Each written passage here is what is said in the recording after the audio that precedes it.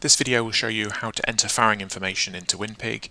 To get to the farrowing screen, you can either click on an icon that you've previously set up on your desktop, or you can go through Sows and into farrowing. We'll just click on our icon, which is here, and obviously we can move it around where we want it to go just by clicking on the blue bar, and you can see we can move it around the screen. Let's put it in the middle. So there we go. What we've got is the previous information is showing up here. We can scroll up and we can see every farrowing that's ever occurred. You can see in total there's 2,500 and so previous farrowings have gone into the system. So to put a new one in, we just enter in the information into here with the animal ID, the date of the event, live born, stillborn, mummified. You've got the option if you want to put in locations, and also transferred piglets, which basically is fostering, so you could do -2 or +2 if you wanted to put pigs on or off. You can see the information there. If you want to put an animal in a location, you can just put in number 1 into there, and you can see it'll transfer it to that particular location for farrowing. The other options you can use within here are these filter line, where what you're able to do is to filter the information down. So if you just wanted to look at, let's say, December, you could just right click on the filter line for event date and just say between 2 dates. So we're going to choose between.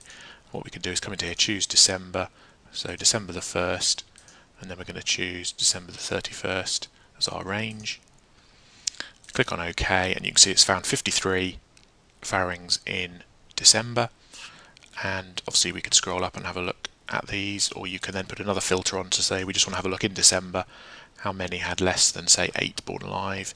So we just type in 8, press on OK, and you can see it's now found just 6 animals that have had less than 8 born alive in that particular month. If you want a total, you've got the sum line there, and it'll show you that 27 pigs born alive that had less than 8. The litter number is an option as a column that if you need to set up.